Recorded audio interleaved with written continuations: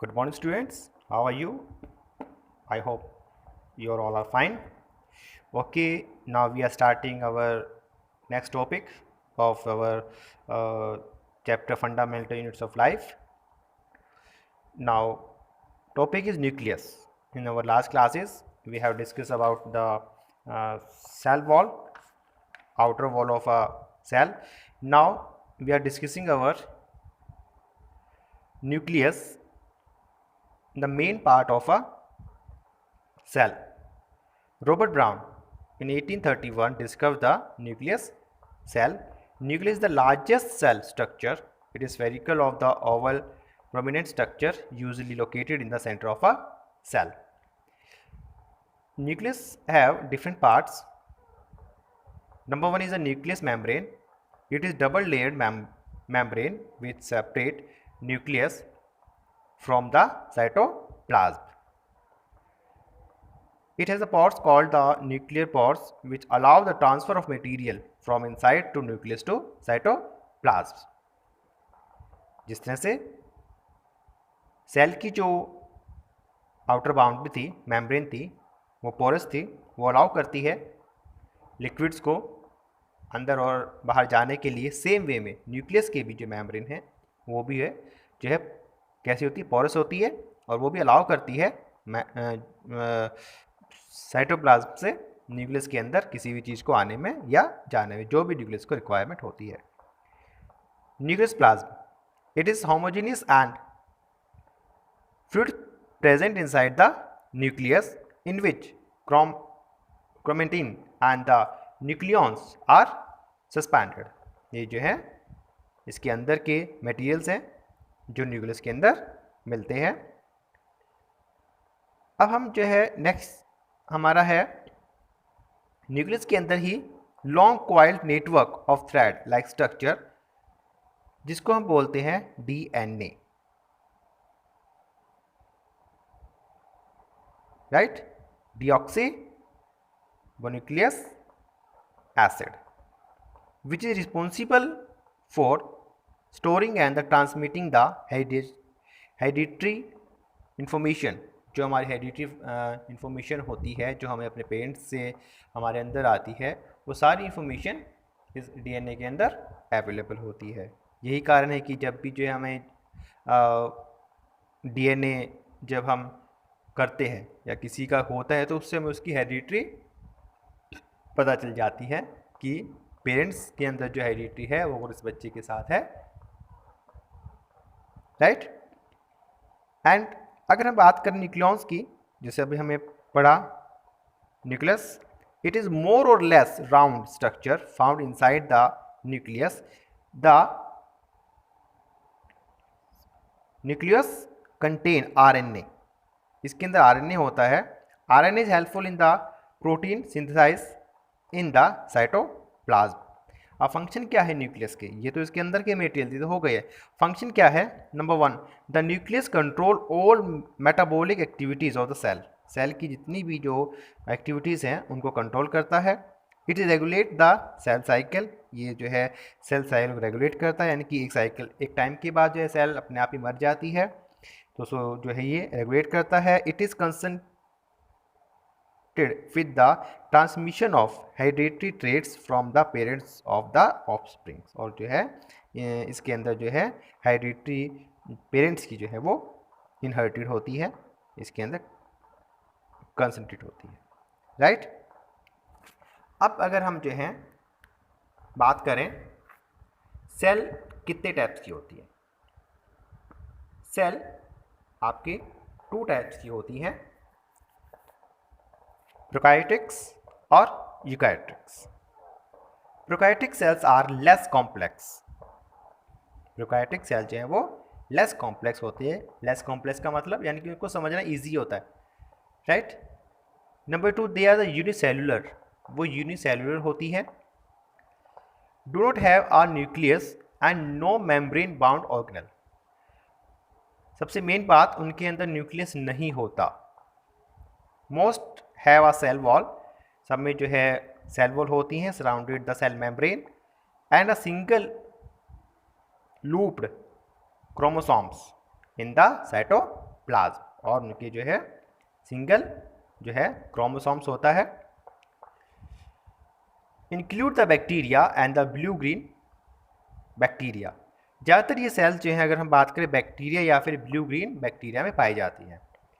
Found in the kingdom of the Monera, और जिस भी किंगडम में यानी कि जो उनका ग्रुप होता है जिसमें उसको डिफरेंट किया उससे हम ज़्यादातर जो है मोनेरा जो किंगडम है उसकी सेल्स प्रोकैरियोटिक ही होती हैं।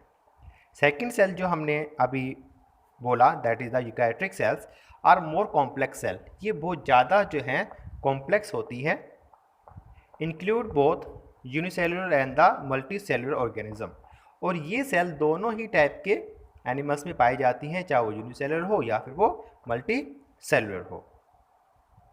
दे are true nucleus and membrane bounded the organelle.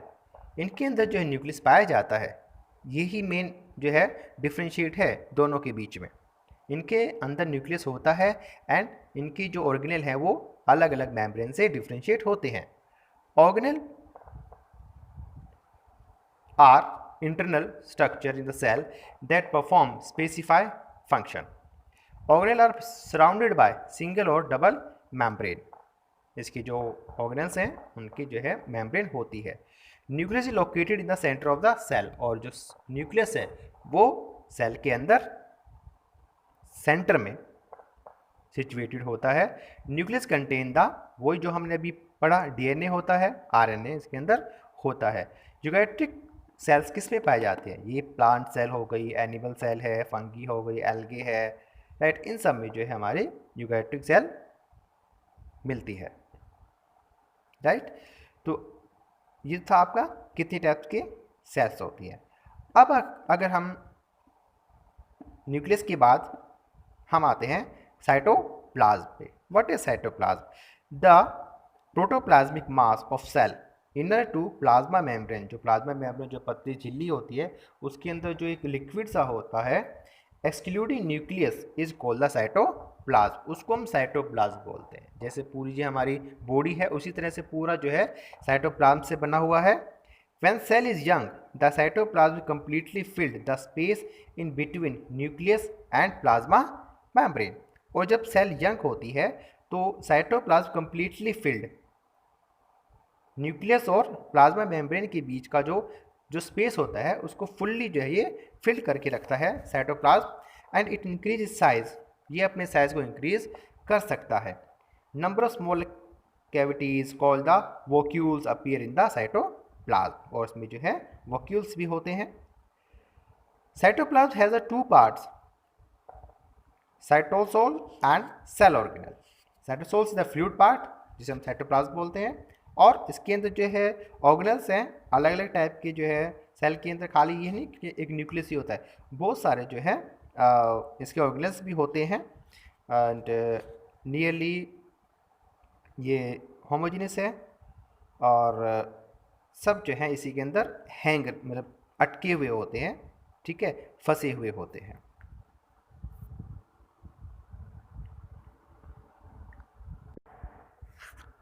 And जैसे इनके अंदर हम जो है वाटर होता है सेल्स की, जो हमारा साइटोप्लाज्म है, वाटर हो गया, आयंस हो गया, एंजाइम हो गया, विटामिन्स है, अमीनो एसिड है, कार्बोहाइड्रेट है, प्रोटीन्स, ये सब होता है। एंड सेल ऑर्गेनेल की अपनी एक जो है स्पेशलाइज्ड एक्टिविटी होती है, इसके फंक्शन होते हैं जो ये परफॉर्म करते रहते हैं।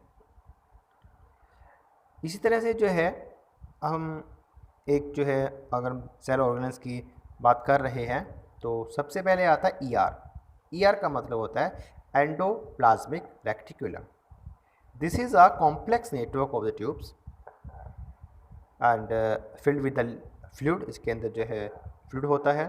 To types of the endoplasmic reticulate are seen and tubes, एक में जो है tubes with a smooth surface are called the smooth endoplasmic reticulum, they secrete the lipids. Tubes with the spherical bodies attached with the known as the rough endoplasmic reticulum। तो एक तो आपकी soft हो गई, एक आपकी रफ वाली हो गई। The function of the endoplasmic reticulum are to form a skeleton framework. ये जो है एक स्केलेटल फ्रेमवर्क बनाती है सेल के लिए, जिस तरह से हमारी हड्डियाँ हमारे शरीर में है एक फ्रेमवर्क बनाती हैं, सेम वे में ये भी जो है सेल का एक फ्रेमवर्क बनाती है। To provide the pathway of the distribution of nucleus material from one cell to another, cell के अंदर जो है ये एक रास्ता बनाती है, पाथवे इनका जो है डिस्ट्रीब्यूट करती है, फैट्स वगैरह जो भी है कोलेस्ट्रॉल वगैरह जो है वो पास आउट करती है। अगर बात करें गोल्गी अपरेटस के, also known as the Golgi complex और Golgi bodies, they consist of tiny and elongated flatter sacs with the static parallel to one another along with the some vacuoles and the cluster of the vessels. The function of the Golgi bodies is to secrete the contain hormones and the enzyme. Main function क्या है Golgi body का कि जो है hormones और enzyme जो है वो इसमें से प्रोड्यूस करते हैं। It also forms lysosomes and the peroxisomes. The Golgi body is usually found close to the nucleus. Golgi bodies जो हैं वो न्यूक्लियस के आसपास मिलते हैं। Lysosomes, these are the membrane bound vesicular structure found in the cytoplasm or all the eukaryotic animal cells except the RBCs. Each lysosome is surrounded by single membrane and contain powerful digestive enzymes. ये जो है powerful इसके अंदर जो है enzymes होते हैं जिसको जो है ये डाइजेशन में काम आते हैं।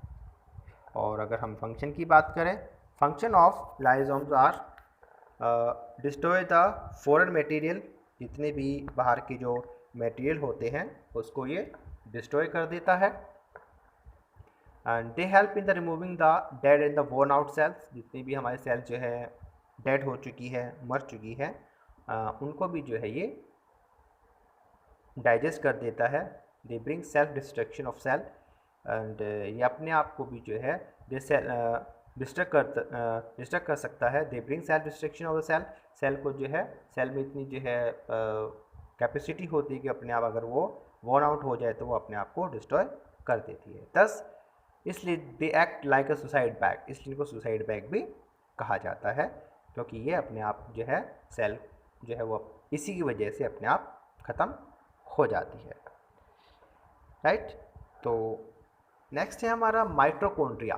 These are the rod shape structure present in the cytoplasm and of all the eukaryotic expected the RBCs. These are also absent in the prokaryotes. Prokaryotics जो सेल्स है जो अभी हमने डिस्कस किया था उसमें जो है माइटोकॉन्ड्रिया नहीं होता।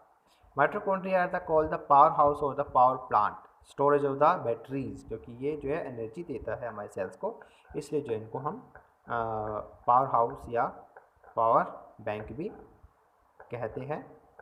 फंक्शन क्या है माइटोकॉन्ड्रिया के? Number 1, mitochondria are the sites of cellular respiration, इसके अंदर जो है सेल का रेस्पिरेशन इसी के अंदर होता है। दे प्रोवाइड एनर्जी, वो हमें एनर्जी भी प्रोवाइड करते हैं for the vital activities of the living cell.